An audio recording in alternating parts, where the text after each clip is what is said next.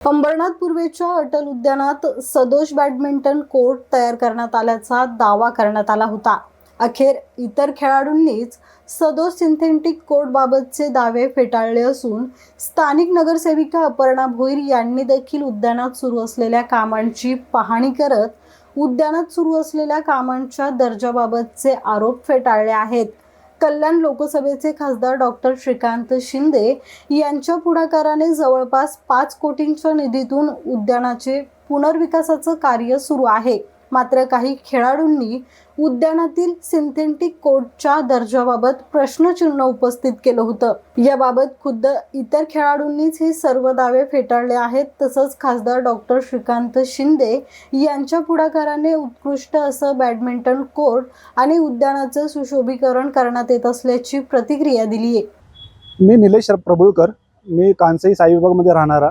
तर आम्ही पहिला इथे जे खेळायचो तेव्हा इथं असं काहीच नव्हतं की जिकडे आम्हाला बोलतात ना की पावसामध्ये किंवा उन्हामध्ये खेळावं लागायचं। तर तिकडे आम्हाला पहिला तिकडे कोर्ट नव्हता। जे कोर्ट आता इथं मल्टीपर्पज म्हणून बनवलेला आहे तो खूप छान बनवलेला आहे। आणि शिंदे साहेब जेव्हा आले होते सप्टेंबर-ऑक्टोबरमध्ये आणि त्यांनी आमच्या ज्या सूचना ऐकल्या त्याप्रमाणेच त्यांनी ह्या गोष्टी त्या दृष्टिकोनातूनच बनवून आम्हाला दिलेल्या आहेत। आणि जे कोर्ट बनवले त्यांनी ते सिंथेटिक बनवलेले आहे। जे मल्टीपर्पज कोर्टसाठी आम्ही त्याचा उपयोग करणार आहोत किंवा आमची जी अपेक्षा होती त्यांनी ते पूर्ण केलेली आहे। प्लस हा कोर्ट जो आहे सिंथेटिक प्रमाणेच आम्हाला बाकीचं वॉकिंग पण जे बनवलेलं आहे ट्रॅक तो पण सिंथेटिक आहे आणि त्याच्यामुळे आम्हाला काहीच इंजुरी होणार नाही।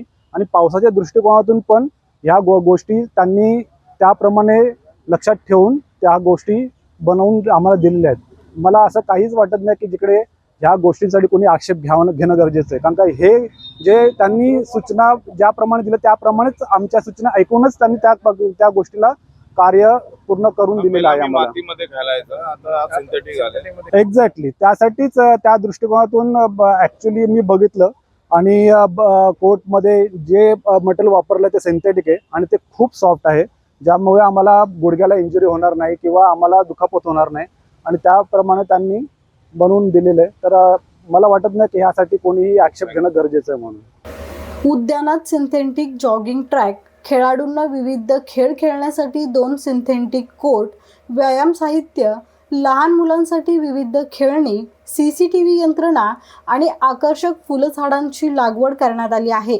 लवकरच हे उद्यान नागरिकांसाठी खुले देखील होणार असल्याची माहिती स्थानिक नगरसेविका अपर्णा भोईर यांनी दिली आहे। अंबरनाथमध्ये डॉक्टर श्रीकांतजी शिंदे खासदार यांच्या मार्फत विविध ड्रीम प्रोजेक्ट्स त्यांचे सध्या सुरू आहेत।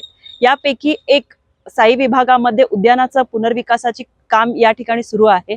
या उद्यानामध्ये इथे रोज सकाळी जे खेळाडू विविध खेळ खेळण्यासाठी येतात त्यांची साहेबांना मागणी होती की आमच्यासाठी एक स्पेसिफिक काहीतरी तुम्ही कोर्ट तयार करा। त्या धर्तीवर साहेबांनी त्याचा विचार करून इथे मल्टीपर्पज कोर्ट असं तयार करण्यात आलं आहे। त्यामध्ये बॅडमिंटन, व्हॉलीबॉल आणि लहान मुलं क्रिकेटही खेळू शकतात अशा प्रकारचं नियोजन करण्यात आलं आहे। आता जे कोणी आक्षेप घेत आहेत तर त्यांना कदाचित माहीत नसावं की हा आउटडोर कोर्ट आहे आणि ते जी माहिती देत आहेत ती इनडोर कोर्टसाठी आहे। जेव्हा आउटडोर कोर्ट हा तयार केला गेला तर हा विविध खेळांसाठी वापरता येण्याजोगा व्हावा आणि पावसाळ्यातही कितीही पाऊस पडला तरी याच्यावर या कोर्टवर त्याचा परिणाम होऊ नये या दृष्टीने हा तयार करण्यात आला आहे। तांत्रिक जे काही कारणं आहेत ती वेगवेगळ्या तज्ञ मंडळींचं मार्गदर्शन घेऊन इथे पूर्ण करण्यात आली आहे आणि आमच्या अंबरनाथच्या नागरिकांना जास्तीत जास्त खेळाडू तयार करण्यासाठी इथे वापर करता यावा या कोर्टचा, यासाठी आमचा प्रयत्न आहे आणि त्या दृष्टीने जे काही करता येईल ते आम्ही तज्ञ लोकांचे मार्गदर्शन घेऊनच इथे पूर्ण केले आहे। तर जे कोणी आक्षेप लावतायत ते खासदार साहेबांचं जो सध्या ड्रीम प्रोजेक्टचं काम चालू आहे त्याला गालबोट लावण्याचा इथे एक प्रयत्न केला जातो आहे।